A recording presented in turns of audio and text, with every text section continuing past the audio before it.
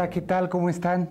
Les damos nuevamente la bienvenida a una emisión más del programa Enlace UPN que se transmite por el canal de televisión por internet de nuestra querida universidad, la Universidad Pedagógica Nacional. Hoy continuamos con la serie de programas dedicados a los proyectos de investigación que se realizan en las áreas académicas de la universidad. En esta ocasión tendremos una charla con los doctores Elizabeth Hernández y Samuel Arriarán sobre su proyecto de investigación, la representación de la diversidad en la nueva narrativa mexicana 1990-2010. A continuación voy a permitirme darles algunos datos generales sobre nuestros invitados. La doctora Elizabeth Hernández Alvírez es doctora en Letras por la Universidad Nacional Autónoma de México. Sus líneas de investigación abarcan la literatura y construcción de la identidad, la lectura hermenéutica de textos literarios y educación y las representaciones de la diversidad en la literatura narrativa. Gracias por estar con nosotros, doctora Hernández. El doctor Samuel Arriarán Cuéllar es doctor en Filosofía por la Universidad Nacional Autónoma de México. Sus líneas de investigación son la hermenéutica y multiculturalismo, la filosofía de la educación y la pedagogía hermenéutica. Ambos doctores, bienvenido doctora Arriarán, han sido directores de numerosas tesis y autores a la vez también de un sinnúmero de publicaciones especializadas. Muchas gracias por estar con nosotros. Vamos a entrar en materia, de eso se trata, la audiencia está muy interesada en escucharlos. ¿Por qué se concentraron en este periodo particular de la narrativa mexicana? Me estoy refiriendo a lo que estaba anunciando en la presentación, a la década que separa 1900, bueno, no la década, sino toda la temporalidad que separa en el corte que establecimos hasta llegar a 2010. Me gustaría escucharlos. Ustedes dicen quién comienza. Pues mira, Saúl, tenemos ya tiempo trabajando, investigando acerca de la lectura de textos literarios en la escuela, en el contexto escolar. Y en esta etapa nos dimos cuenta de que se sigue conservando mucho la idea centrada en la obra y en el autor, y entonces trabajan los autores consagrados, ¿no? Sin embargo, en una perspectiva de investigación o en una perspectiva de lectura centrada en el lector, nos damos cuenta que los autores nuevos, los autores más jóvenes, se identifican, pueden propiciar mayor identificación por los temas que trabajan con los estudiantes jóvenes. Entonces eso nos llevó a concentrarnos en la producción de esta temporalidad, que aparentemente resulta muy breve, muy corta, sin embargo está llena de producción y sobre todo en una temática muy atractiva para los jóvenes. Eso nos decidió a aventurarnos a trabajar investigativamente en esta generación y sobre todo pensando en el lector, ¿no? En la identificación con el lector. Eso es lo que nos llevó. Básicamente. Básicamente. Bueno, doctora Arriarán, ¿qué característica, digamos, distingue a los escritores jóvenes a diferencia de las generaciones anteriores? Obviamente que la pregunta es demasiado amplia si consideramos que después de este periodo o antes de este periodo han habido pues etapas muy importantes, pero de manera general para ilustrarnos. Lo que diferenciamos en esta investigación son sobre todo dos generaciones de escritores en México. La generación anterior a 1990, ese periodo que abarca desde los años 40, 50, 60, que son los escritores más conocidos, como Carlos Fuentes, Octavio Paz, José Emilio Pacheco, Juan Rulfo, es decir, los clásicos, los grandes clásicos, los grandes maestros de la literatura mexicana, son los que más se conocen, incluso los que se estudian en las escuelas. Pero de 1990 a 2000 y a 2010 no se conocen a los nuevos escritores, es decir, se han difundido muy poco y con algo de subestimación o subvaloración. Pero al hacer la investigación nosotros vemos de que de alguna manera no hay una ruptura con la anterior generación. sino que hay una continuidad, porque estos nuevos escritores, que si bien no son tan jóvenes, por lo menos tienen obra publicada, y esta obra publicada pues nos dice de que tienen un alto nivel estético. Es decir, esta escritura que surge en los últimos años se puede decir que es una de las mejores en América Latina, por la calidad estética, pero también por lo que nos enseña a comprender los nuevos cambios sociales, históricos de la nación mexicana. Por ejemplo, ¿qué ha pasado después de la gran devaluación, ¿no? Hemos venido viendo una política neoliberal, un proceso de globalización en la que México no se podía hacer a un lado. Surgen nuevos movimientos sociales, políticos, como el movimiento zapatista. En fin, vemos que todos estos nuevos cambios en alguna medida son reflejados por la nueva narrativa, por los nuevos escritores. Entonces, estos nuevos cambios históricos de México nos hacen pensar que hay que diferenciar dos generaciones. Una, la generación de los escritores clásicos, que responden un poco al paradigma de la modernidad, el paradigma de la modernidad ilustrada, en el sentido de que planteaba una lógica o un modo de comprender México como nación monocultural. Pero estos nuevos escritores ya nos hacen ver otro país, es decir, un país posmoderno, un país que ya ha perdido sus contactos con la modernidad ilustrada, y lo que se plantea es un multiculturalismo, es decir, nuevas identidades sociales o una diversidad cultural. Entonces, este es el mérito, esta es la característica de nuestros nuevos escritores, que nos plantean muy bien los grandes problemas que se plantean los nuevos sujetos sociales. Estos nuevos sujetos sociales ya no se plantean tanto las utopías, las ideologías, sino más bien los problemas cotidianos, los problemas del cuerpo, los problemas de las enfermedades, los problemas más graves que vivimos, ¿no? Como el desempleo, el no tener un futuro. Es decir, esto es lo interesante, por eso nos ha llevado a investigar a estos nuevos escritores. Muy bien, resulta de especial interés, sobre todo, digamos, contrastando lo que han opinado ustedes en estos momentos.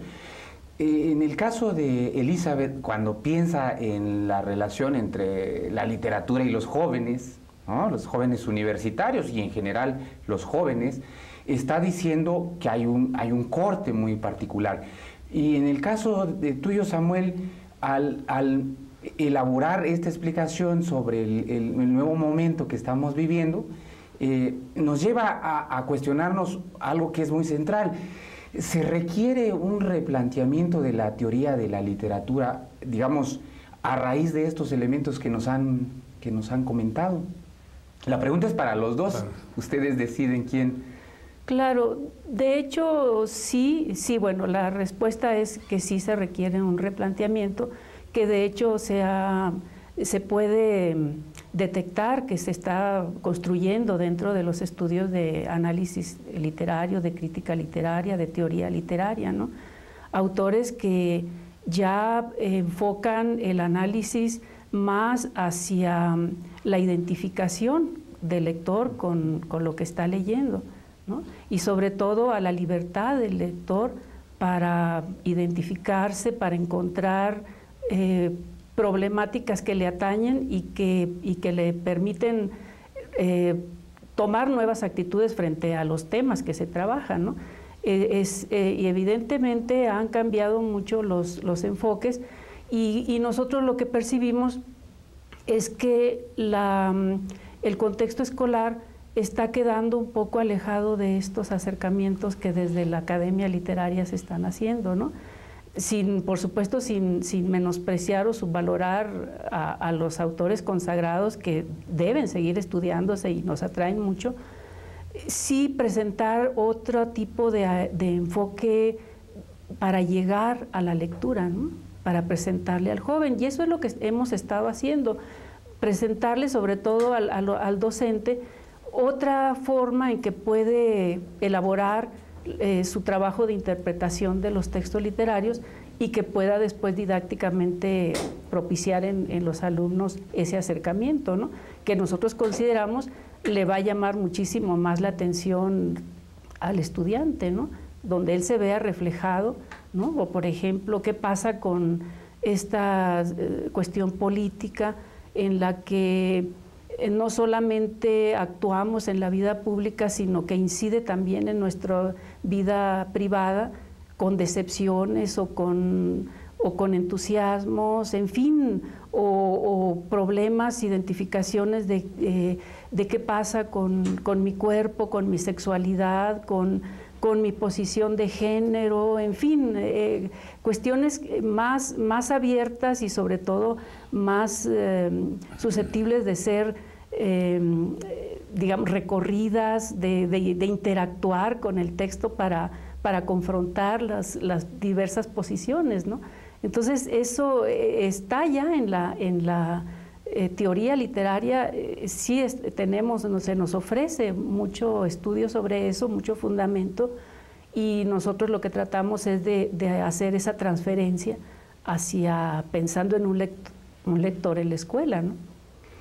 Perfecto. Esto que señala Elizabeth, que fácilmente, ¿verdad?, leemos en la crítica literaria como la suerte de la configuración posmoderna de la literatura, centrada en estos temas, el cuerpo, la sexualidad, ¿no?, los problemas cotidianos. Pero en esta gama de textos, Samuel, que ustedes revisaron, ¿qué tipo en particular fue el que se dispusieron a analizar? Me gustaría que comentáramos algo sobre esto.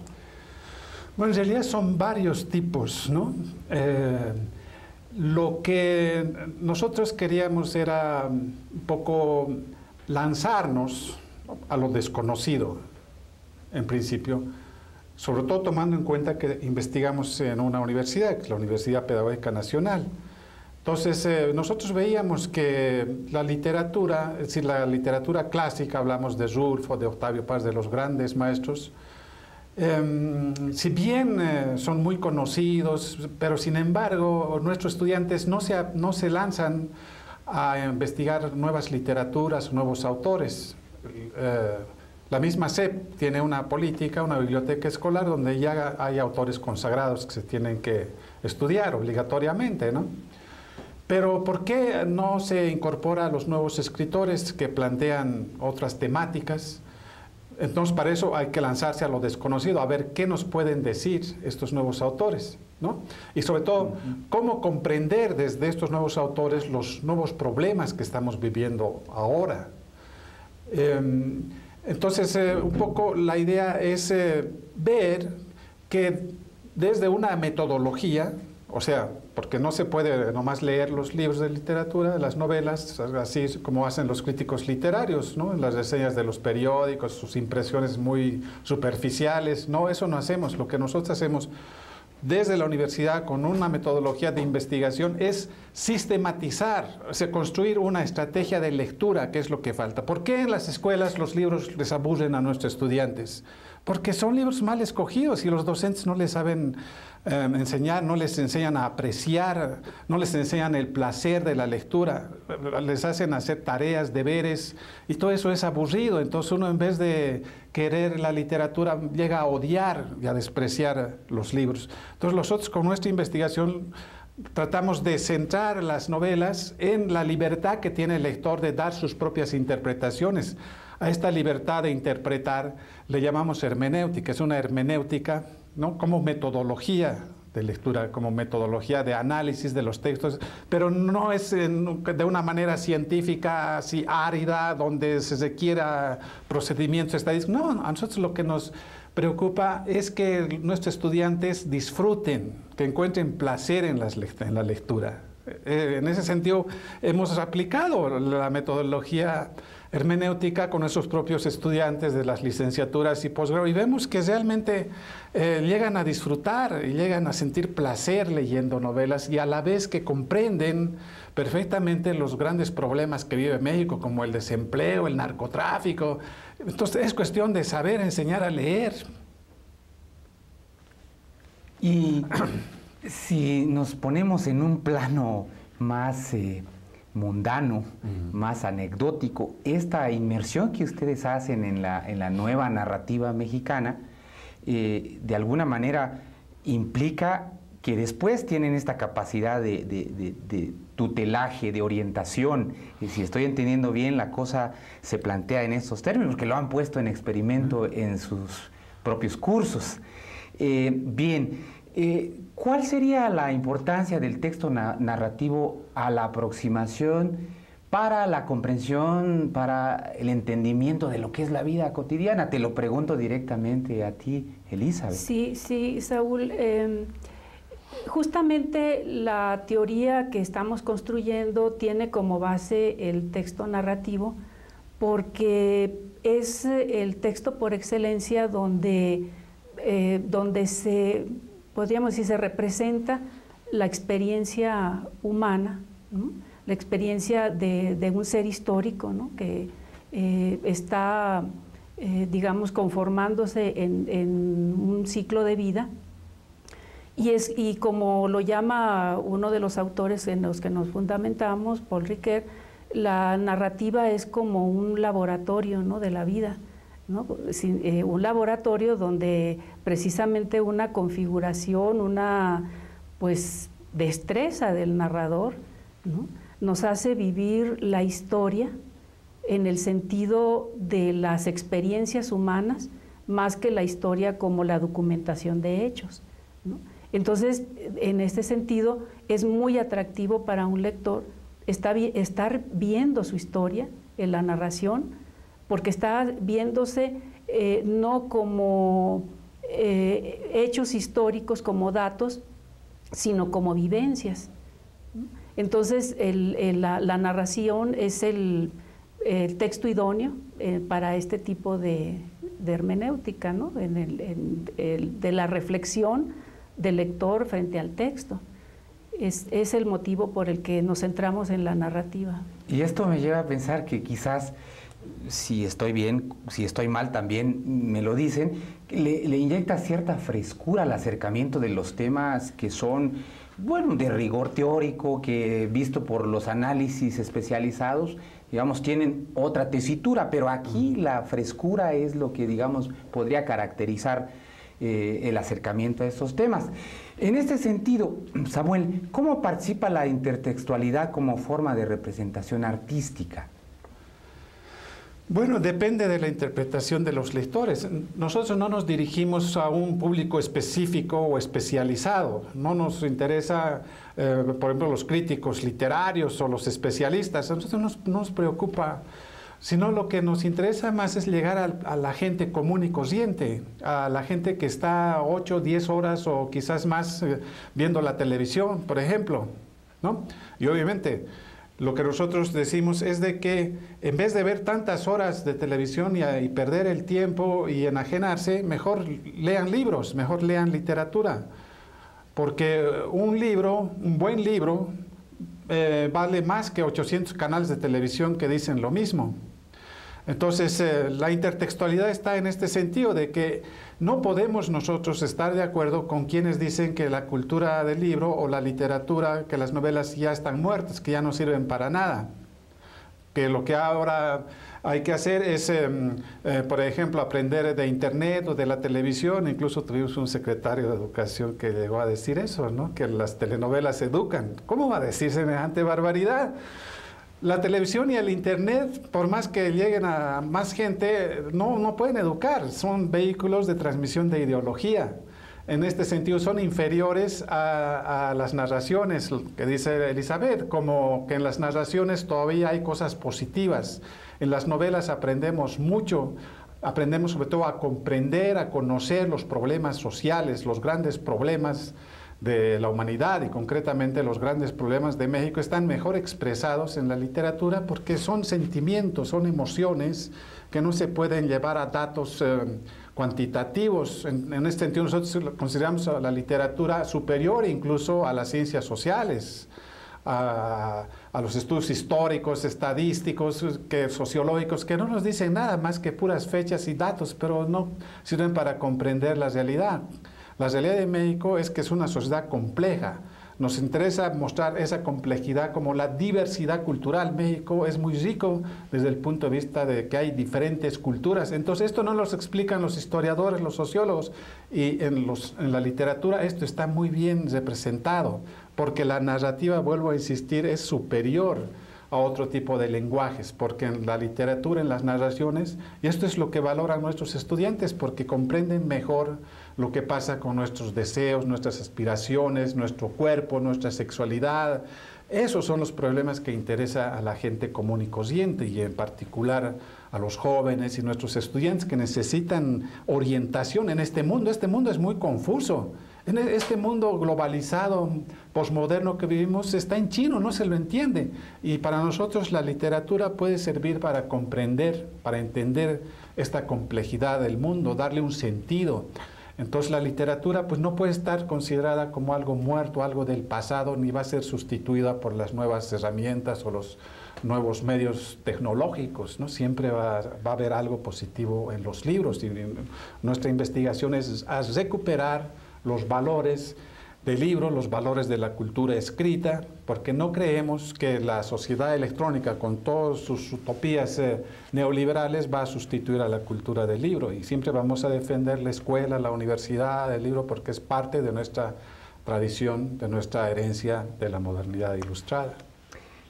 Y cuando pensamos en que la literatura nos sirve como una herramienta para entender la realidad, podemos pensarla, como señalaba Samuel, como algo que está más enriquecida que la propia teoría, la teoría social. Y si la pensamos como complemento, yo creo que podríamos hacer una mediación interesante. Pero si pensamos en la elaboración, esto nos podría llevar al tema de la configuración. ¿En qué consiste eso, Elizabeth? Sobre todo cuando pensamos en la configuración como recurso para la construcción del mundo del texto. Claro, te lo voy a poner en una figura, ¿no? Leer un libro es como conversar con un amigo muy inteligente, ¿no? Que nos pone retos.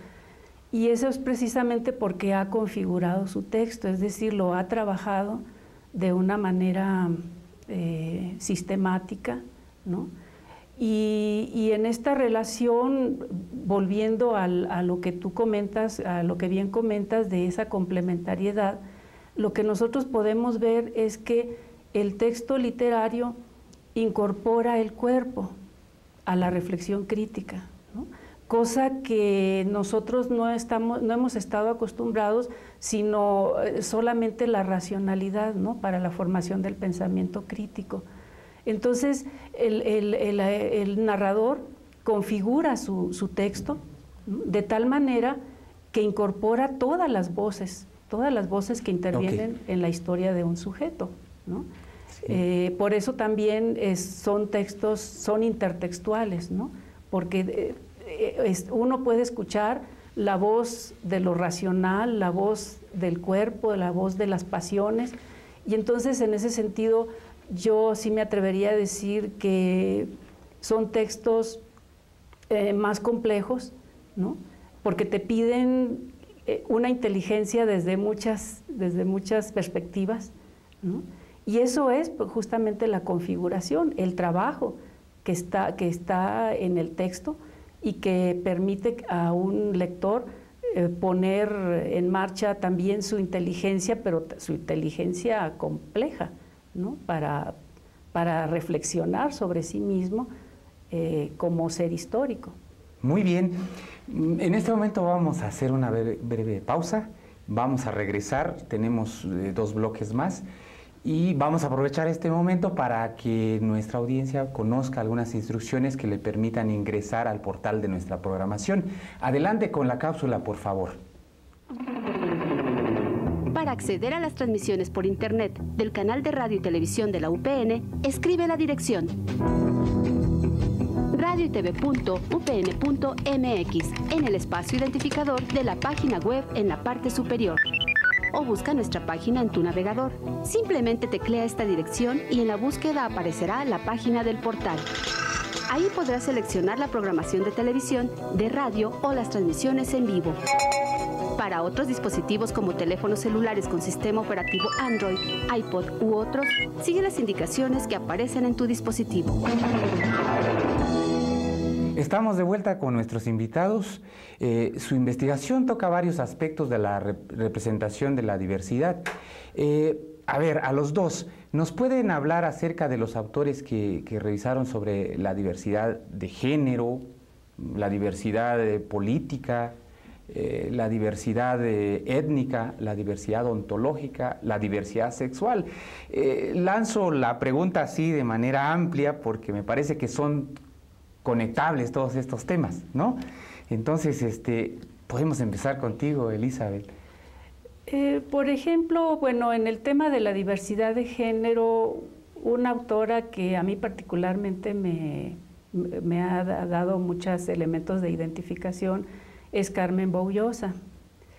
Ella trabaja muchos de los temas de diversidad que nosotros tocamos en la investigación. Entre ellos consideramos que está el de género, ¿no? Y la forma particular que tiene ella de trabajarlo es muy atractiva porque a la vez que es como una indagación autobiográfica, sin embargo no está en la anécdota personal, sino precisamente el trabajo de configuración que ella hace nos permite comprender este tema emergente, ¿verdad?, de la posición de género desde la perspectiva de la mujer, por ejemplo, ¿verdad?, como una manera de comprendernos como seres diversos, ¿no?, como seres diferentes, como una divergencia, ¿no?, pero además lo hace con una inteligencia irónica tan atractiva que en su narración nos permite hasta reírnos de ciertos clichés, ¿verdad?, que se manejan en cuestión de género, a la vez que también, por ejemplo, mantiene una actitud muy complementaria con el varón, por ejemplo, ¿verdad?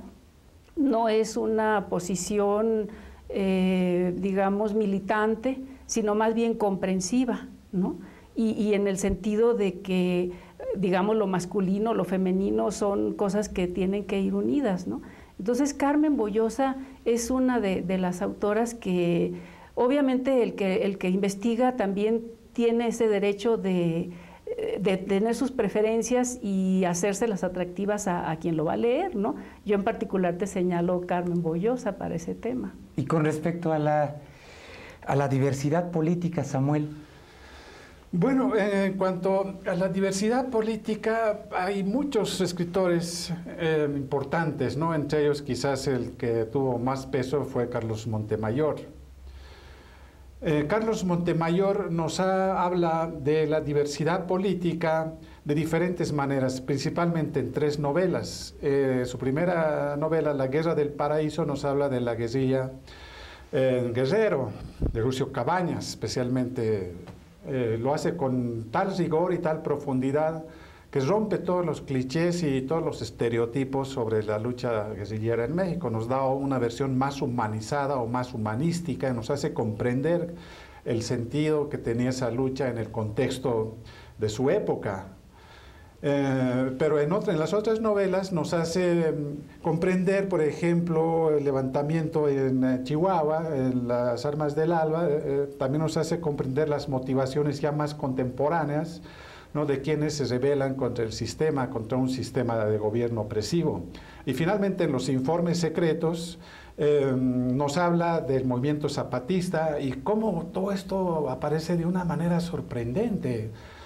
Yo no me imaginaba que iba a encontrar en esta novela datos que era imposible de comprender cuando surgió el movimiento zapatista. Carlos Montemayor dice de que en esos años la revolución zapatista no era una revolución nacional, sino que era una revolución internacional en la que estaban incluso guerrilleros de Nicaragua, ¿no?, el comandante Den Pastora.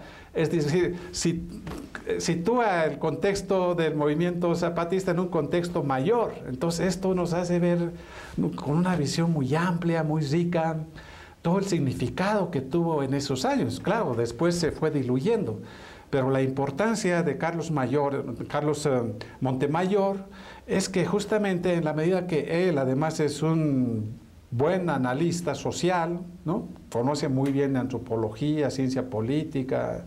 Además, como novelista, como narrador, es excelente porque entra a la dimensión humana, nos hace comprender desde el fondo los sentimientos, los ideales de la gente que por su misma posición de diversidad, ¿no? Es decir, no es casual que todos sus personajes sean campesinos o indígenas. Esto es lo que tiene valor, mostrarnos que como sujetos sociales son sujetos válidos de oír. Hay que oír su diferencia, hay que oír sus reivindicaciones. Este es el mérito de Carlos Montemayor, pero digamos, podemos ampliar a otros escritores que también tratan la temática política. Por ejemplo, Paloma Villegas, ¿no? Es una escritora que desde el punto de vista de cómo intervienen nuevos sujetos políticos en la historia reciente de México, habla, por ejemplo, de las circunstancias en las que surgió la democracia y los partidos democráticos, como el PRD, en ese contexto no estaban tan corrompidos como están ahora.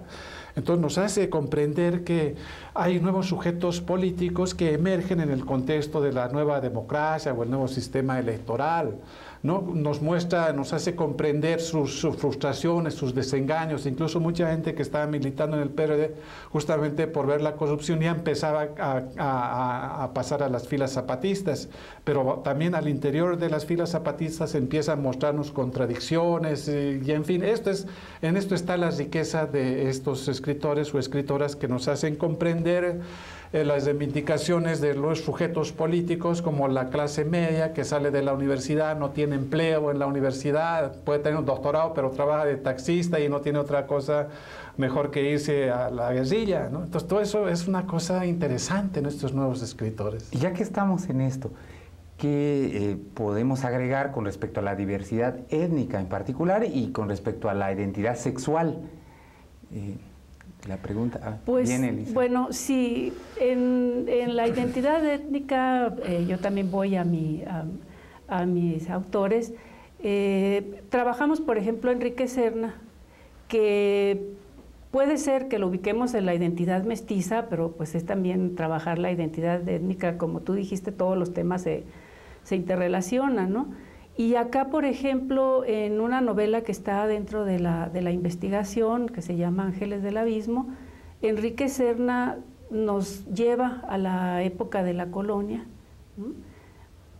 Pero aquí el planteamiento interesante es cómo él se basa en un documento histórico de la Inquisición, que es el juicio a una beata embaucadora, ¿no? Que existían en esa época, y cómo en el historial de esta mujer aparece por ahí tenuemente una relación que tuvo con un indio, ¿no? Pero entonces Serna desarrolla ya configura su narración de tal manera que este personaje indígena lo desarrolla, digamos, con la misma protagonismo que el personaje femenino. Y lo interesante aquí es cómo al lector lo lleva a interpretar un problema del pasado, pero que tiene una vigencia en el presente, ¿no? Como puede ser el racismo o como puede ser considerar, el reflexionar sobre nuestra identidad mestiza, ¿no? Entonces, este autor que incluso también trabaja la identidad sexual, ¿no? Tenemos, por ejemplo, en una novela que se llama La sangre erguida, trabaja la identidad del varón heterosexual, ¿no?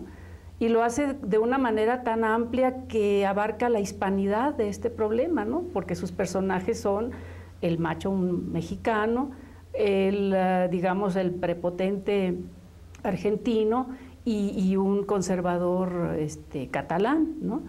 Entonces, digamos, la destreza narrativa de Serna es cómo utiliza, por ejemplo, recursos de los géneros musicales, ¿no? Como el bolero, el tango y el flamenco, para poner al lector en una trama que lo puede hacer, si es un lector inocente, caer, ¿verdad?, en esas autocomplacencias machistas, tanguistas o conservaduristas, pero que si se sabe, uno puede hacer la reflexión justamente en lo contrario, ¿no? Para ver el problema real. O, por ejemplo, cuando trabaja también la problemática sexual del varón homosexual, ¿no? En Fruta Verde, por ejemplo, esta idea de la homosexualidad. Y lo trabaja de una manera que es, como te decía yo en esta imagen, es con un amigo con el que te estás riendo de estas cuestiones, a la vez que es una risa, pero una risa seria, ¿no? Una risa comprensiva del problema, ¿no? Porque uno cae en sus propios, digamos, sus propios problemas, ¿no? Y los trabaja de una manera que lo hace comprender muy jocosamente, ¿no? Es estar platicando con un amigo muy risueño, ¿no? Pero que te pone pues en evidencia muchas cosas, ¿no? Una risa inteligente, digamos, ¿no? Muchas gracias, Elisa. Y con respecto a la diversidad ontológica, Samuel, ya que toca un punto meramente filosófico. Antes de entrar a la diversidad ontológica, yo quería complementar lo que decía Elizabeth, ¿no? De la diversidad étnica. Así como con la diversidad sexual, a través de las nuevas literaturas, comprendemos que hay otras formas de sexualidad, que no hay una sola que es heterosexual, sino que hay reivindicaciones. Sobre todo ahora los jóvenes reivindican su libertad sexual. Pueden ser gays, pueden ser lesbianas, pueden ser travestis, pueden ser lo que sea. Eso se vale porque estamos en otro momento de la historia donde hasta se permiten matrimonios del mismo género, ¿no? Del mismo sexo. Entonces todo eso nos hace ver que la literatura tiene un gran valor porque está mostrando unos mundos alternativos, diferentes tipos de sexualidad que son válidas, no se puede condenar, no estamos ya en la época de la Inquisición. Y de la misma manera, la narrativa que plantea la diversidad étnica, por ejemplo, hay dos autores, además de Enrique Serna, que decía Elizabeth, hay otros dos autores muy importantes en México, que son Hernán Lara Zavala, que tiene una excelente novela, Península, donde habla de la diversidad étnica, la diversidad indígena, los mayas en Yucatán, que se sublevan y construyen una utopía, un nuevo mundo, una nueva sociedad, como diferente de la sociedad europea occidental, ¿no?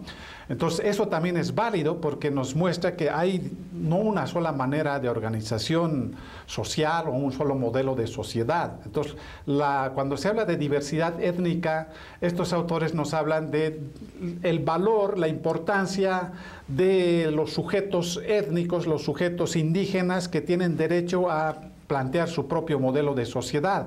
También es el caso de Ignacio Solares, que en sus novelas, en algunas, plantea la idea de que sus personajes están hartos de este mundo civilizado, industrial, urbano, y se van a la Sierra Tarahumara y ahí construyen un refugio, una utopía, un mundo no corrompido por la sociedad. Entonces, ¿qué estamos viendo aquí? Que este énfasis que hacen en la diversidad indígena, sí, para nosotros tiene mucha importancia, tiene mucho valor, porque es una respuesta a este mundo neoliberal globalizado que quiere que todos seamos iguales.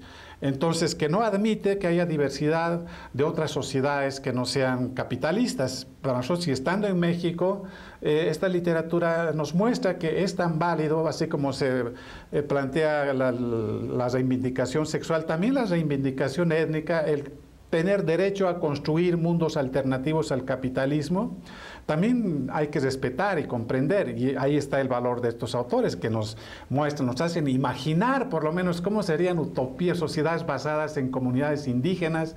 Esto es una cosa maravillosa.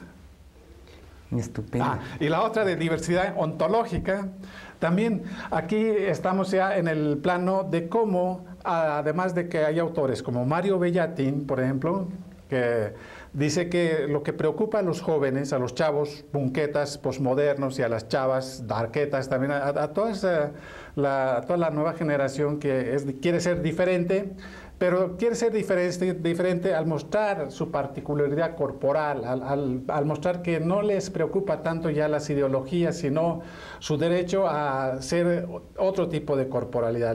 Por ejemplo, el temor a contagiarse, el temor ser parte de una epidemia, el SIDA, la descomposición del cuerpo. Esto hace que se plantee un tipo de diversidad ontológica, es decir, un tipo de ser diferente con relación a la racionalidad que acostumbramos, ¿no? A la normalidad del tipo europeo occidental que nos hace ser de una manera. Aquí nos están planteando Mario Bellatin, el mismo Daniel Sada, ¿no? Que también se puede reivindicar otra manera de ser, por eso es ontológico. Lo ontológico tiene que ver con una manera de ser diferente, porque la manera de ser diferente surge de las necesidades del cuerpo. Si el cuerpo quiere ser de una manera, por ejemplo, Daniel Sada dice que en la provincia, ¿no? El matrimonio es de una manera, ¿no? Y uno está condenado al matrimonio, y cuando llega a la ciudad se libera de esas convenciones o costumbres de provincia. Entonces estas son modalidades de ser. Lo interesante de la narrativa de Daniel Sada es como eso que aparece como muy provinciano, muy retrógrado, de repente es muy liberador, y ahí la sexualidad del matrimonio, en vez de ser represivo, instituciones represivas, aparece como muy liberadores, transformadores, se podría decir, porque toda esa represión es como una caldera de presión que se destapa y salta, ¿verdad? Y estalla, un volcán. Entonces, esto es lo interesante de la diversidad ontológica. Nos vamos a detener ahí un momento, vamos a ir a una pausa y es momento para ver una cápsula sobre las actividades que realiza el Departamento de Intercambio Académico de nuestra universidad. Regresamos en unos instantes.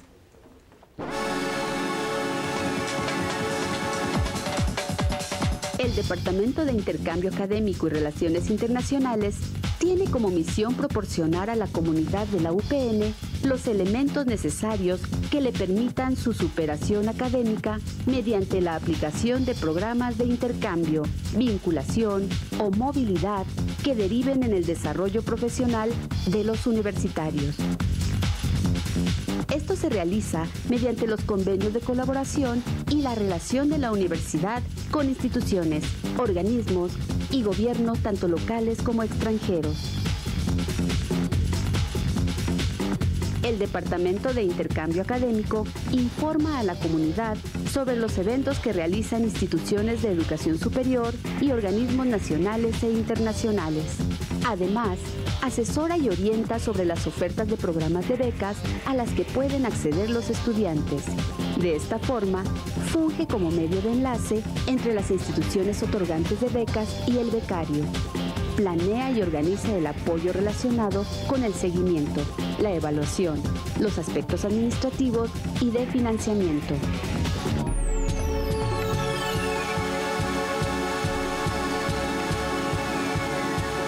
También, a través de la Red de Movilidad Nacional, creada por la Asociación Nacional de Universidades e Instituciones de Educación Superior, ANUYES, se brinda la oportunidad, tanto estudiantes como docentes, de realizar estancias y asistir a cursos en instituciones de educación superior. Gracias a los convenios establecidos con organizaciones nacionales e internacionales, es posible la colaboración académica y la realización de proyectos de investigación con apoyo del CONACYT o de la Organización de Estados Americanos. Para mayor información, visítanos en el nivel azul, cubículo A417 o llama al 5630-9700, extensión 1150. Estamos de regreso, continuando con nuestra charla. En el proyecto que ustedes han desarrollado, han tocado temas sobre la identidad, digamos, en estos textos sobre los cuales hablamos en los momentos previos.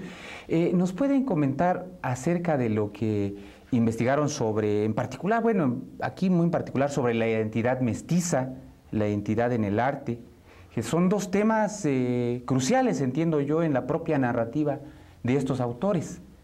Sí, fíjate que volviendo al caso de Enrique Serna, llama la atención que siendo él un escritor muy urbano, ¿no? Se interese por cuestiones que van hacia atrás, ¿no?, en la historia, y que retome problemas que a veces en el contexto urbano pareciera que no están tan relevantes, ¿no? y él nos descubre que estamos equivocados en esa percepción. Entonces él, en esta novela que te citaba de Ángeles del Abismo, se va al contexto de la colonia y desde el punto de vista de mi interpretación, ¿verdad?, de nuestra interpretación, él como que interviene para resolver narrativamente un conflicto, ¿no? De tal manera que estos dos personajes, una criolla, ¿no?, y un indígena, llegan con una fuerza erótica, que es algo que se remarca, ¿no? Llegan a procrear un niño, ¿verdad?, mestizo, y que queda allí como una solución narrativa, ¿no?, una solución de la ficción hacia esta cuestión del mestizaje, ¿no? Es decir, cómo ellos, como sujetos históricos reales, podríamos decir que pudieron existir, no lo pudieron resolver en su momento histórico, pero como para el lector la solución queda allí como una posibilidad, ¿no? Es decir, bueno, está el mestizaje y es parte de nuestra identidad, ¿no?, identidad mestiza, y cómo él en estos dos estratos, el criollo y el indio, nos muestra, digamos, el conservadurismo de ambas partes, ¿no?, y a la vez podríamos decir la generación de unos nuevos sujetos, como serían estos dos personajes, Crisanta, la criolla, y Tlacotzin, el indio, ¿verdad? Cómo se genera otro nuevo tipo de sujeto, ¿no?, que resuelve este problema histórico. Obviamente nos está diciendo para ti, lector contemporáneo, ¿verdad?, que estás sufriendo con un problema que se generó, digamos, en la etapa colonial, ¿verdad?, pero que está vigente y cómo lo puedes resolver para el futuro, ¿no? Entonces es interesantísimo cómo Enrique Serna hace este recorrido histórico para sentarnos a reflexionar en ese problema, ¿no? Muy bien. Estoy viendo que tienes mucho interés de intervenir, Samuel. Me imagino que es sobre la identidad en el arte. No, es sobre el mestizaje. Sobre el mestizaje. Eso que decía Elizabeth quería completar, porque es importantísimo señalar que hay un tipo especial de representación del mestizaje mexicano. Esto no sucede en todos los países. Por ejemplo, en Chile no hay mestizaje propiamente, por las características de su historia. A los indígenas, igual que en Argentina, los han reprimido y casi exterminado. Entonces hay pocos mapuches, pero prácticamente esos pocos mapuches están, digamos, extinguiéndose porque los gobiernos neoliberales los excluyen más. Y la peor forma de exclusión de una comunidad indígena es impedirles el mestizaje, es decir, que ellos dicen que eso es contaminarse, ¿no? Bueno, el caso de México es interesante, porque aquí el mestizaje no tiene esa característica. Si bien había un choque entre la cultura urbana occidental, que se ha agudizado últimamente con la política neoliberal, sin embargo, el mestizaje no se lo ha podido controlar ni evitar. Es decir, se ha roto el tabú de la contaminación. Y ahora que se dice mucho de qué es la multiculturalidad y se habla de la interculturalidad, es justamente el reconocimiento de que la mayor parte de la población en mexicana es mestiza.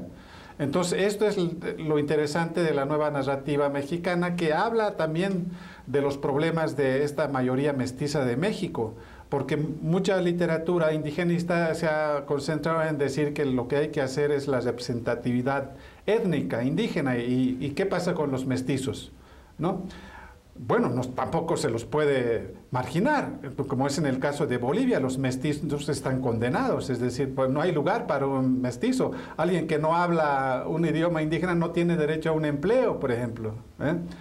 En cambio, en México el mestizaje no tiene ese aspecto negativo, tiene un aspecto positivo, y es el que justamente estos nuevos narradores nos hacen comprender que el mestizaje es también una alternativa, una utopía para el futuro, porque representa otro modelo alternativo frente a la sociedad capitalista neoliberal. Entonces, por eso tienes razón, Elizabeth, la representación de la identidad mestiza es algo característico y original de esta nueva literatura mexicana. Por eso hay que insistir y subrayar que, a diferencia de otras literaturas de otros países latinoamericanos, aquí nuestros nuevos escritores están diciendo algo diferente. Eso quería completar. Y lo otro, bueno, también lo de la representatividad de la identidad artística, también hay autores que enfatizan mucho, porque es un problema que es cotidiano para mucha gente por el hecho de ser, y sobre todo sabemos en las escuelas, quienes tienen inclinaciones al arte, quienes les gusta oír música, quienes leen libros, quienes se dedican a actividades que son propiamente estéticas, son mal vistos. Entonces, lo que nos dicen estos nuevos narradores es de que son otros tipos de identidad que hay que respetar. No por el hecho de que un estudiante le guste la danza ya va a ser maricón, ¿no? O se lo tenga que excluir.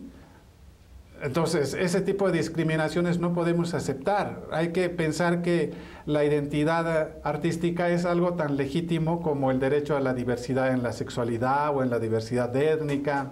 En fin, México es tan grande y tan rico que tiene diferentes tipos de diversidad y todas podemos admitir, podemos comprenderlas, y para esto nos ayudan muy bien estas nuevas escrituras que van emergiendo, ¿no?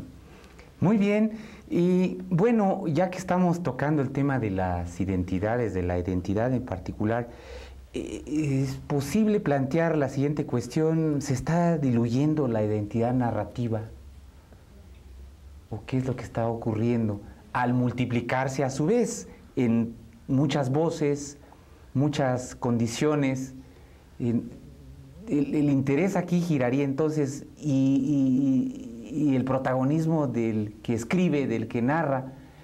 Entonces... Claro, sí, porque precisamente como decíamos anteriormente, la literatura canónica, que ya se ha vuelto canónica, sí nos presentaba como modelos muy definidos de identidad, ¿no? Sin embargo, ahora creo que es una de las, adelantando conclusiones, es que esta nueva narrativa nos revela precisamente que no hay una identidad, sino una búsqueda y un replanteamiento de aspectos que permanecían, pues digamos, oscuros o no trabajables, ¿verdad? Como todos estos temas que hemos estado diciendo, y que ya no admiten una dirección o una direccionalidad hacia un solo sentido, ¿no? Sino más bien a una búsqueda. Esto es algo que hace muy atractiva a esta nueva narrativa, ¿no? Perfecto. Sí hay autores más radicales, como Juan Villoro, por ejemplo, que nos hablan de una disgregación de la identidad o una desintegración de la diversidad. Es decir, por ejemplo, una de sus novelas nos habla de un personaje, un gordito, que en la escuela pues, es discriminado por su gordura, ¿no? Pero sin embargo, ya colocándonos en el punto de vista del personaje, Juan Villoro, con una maestría envidiable, nos hace comprender que su gordura tiene que ver con su identificación con los ajolotes. Bueno, pero ser ajolote, identificarse con un ajolote es desintegrarse como identidad, porque el ajolote no tiene ninguna identidad, no sabemos qué es, si es un sapo, una rana o un dinosaurio, tiene muchas facetas, ¿no? El ajolote, cuando se lleva la metáfora al extremo, se caen los excesos de Roger Bartra, por ejemplo, en La jaula de la melancolía, que dice que la identidad del mexicano es la identidad del ajolote. Juan Villoro se apoya en Roger Bartra y nos habla de sus personajes como diciendo no hay ninguna identidad. Este es un radicalismo, es un exceso, como dice Elizabeth, ¿no? Otra manera de entender. Nosotros decimos, bueno, también hay que ser tolerante con los escritores, comprender que ellos tienen diferentes maneras de comprender la diversidad, desde unos que exageran demasiado la identidad al grado esencialista, ¿no? De decir la identidad del mexicano es así y no hay otra identidad. Eso nos lleva a un fundamentalismo nacionalista que no podemos compartir, pero tampoco llevarnos al otro extremo como Juan Villoro, decir que no hay ninguna identidad, que el mexicano no tiene ninguna identidad, ¿no? Entonces, digamos, esa es la riqueza de la literatura. En la literatura no nos pueden decir como en matemáticas o en física que 2 más 2 son 4. En la literatura todas las interpretaciones son valiosas y son válidas. válidas, entonces no tenemos que por eso hay que aprender a leer bien, y aprender a leer bien es respetar los puntos de vista, aprender a tomar en cuenta que todas las interpretaciones son válidas, son valiosas y nos pueden enseñar mucho. Y en este sentido, entonces, ¿quiénes serían los nuevos sujetos sociales que aparecen en estas narrativas? Si me lo pueden decir brevemente, apuramos un par de cuestiones más que también son de alta relevancia. Bueno, pues estos sujetos, digamos, son la mujer, ¿verdad? La cuestión del género, pero sin olvidar también al varón, ¿no? Es decir, está también, en este sentido, habría que ver que hay mucha democracia, ¿verdad? Porque no solamente se plantean problemas de género de la mujer, sino también del varón. El problema de la homosexualidad, ¿no? En fin, el problema, no sé, de quién soy, ¿no? A partir de cómo soy, en fin, una serie de sujetos que antes permanecían como, podríamos decir, esa figura del closet, ¿verdad? Todo esto está en esta nueva narrativa interpelándonos a los lectores. Bien, bueno, hablando sobre alteridad, que sería la última cuestión por razones de tiempo, ¿habría en esta literatura que ustedes han revisado una suerte de confrontación entre lo local y lo universal, entre los localismos multiplicados y lo universal uniformizante? Me gustaría escuchar su opinión. Sí, es una pregunta muy buena, Saúl. Y eso es lo que un poco nos hace revalorar la tradición narrativa mexicana contemporánea, ¿no? Que a diferencia de otros países todavía nos plantean posiciones, digamos, locales o nacionales, ¿no? Que nos hablan de literatura muy circunscrita a lo regional. Esto ha sido algo propio de las tradiciones anteriores, ¿no? Pero la nueva generación, las nuevas generaciones, los nuevos escritores ya nos dicen que no puede haber regionalismo en literatura, no puede haber localismo, porque cuando nos hemos globalizado ya tenemos derecho a hablar de problemáticas universales, es decir, ya lo nacional o local ya no se puede mantener, no se justifican porque la literatura es universal, porque el mundo está cada vez más globalizado. Y los problemas de un asiático, de un ruso, de un japonés, un argentino, un chileno, son nuestros problemas. Son problemas también de México. Entonces, este es un rasgo de la nueva narrativa mexicana que ha roto con los cánones tanto del localismo, de lo que ellos llaman el macondismo, o sea, lo que en alguna vez se entendió mal cuando García Márquez decía que no hay más literatura latinoamericana que Macondo. Es como decir que lo único que vale es Juan Rulfo y Comala. No, ahora estos nuevos narradores están en contra de eso y nos hablan de valores más cosmopolitas, más universales. Entonces, esto hay que destacar y subrayar muy bien porque tampoco se puede caer en el extremo, ¿no?, de los antimacondistas, que son, por ejemplo, el grupo del Crack, de Volpi, Eloy Ross y el otro Palau, ¿no? Un grupo Padilla, que criticando el macondismo se fue al otro extremo de decir solo hay literatura cosmopolita y cayó en el otro extremo de decir no hay literatura nacional, no hay tradición, muera el boom, muera Rulfo, muera Carlos Fuentes. Esto es inaceptable para nosotros, no hay que caer en los extremos, tan válido es la tradición anterior como lo que nos están aportando los nuevos autores. Muchísimas gracias a los dos.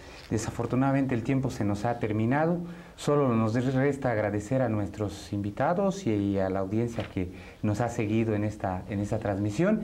Les recordamos que pueden vernos en la página de internet de http://radioytv.upn.mx. Además, estamos recibiendo sus comentarios en nuestra página de Facebook y en nuestra cuenta de Twitter. Nos vemos la próxima semana. Muchísimas gracias. Gracias.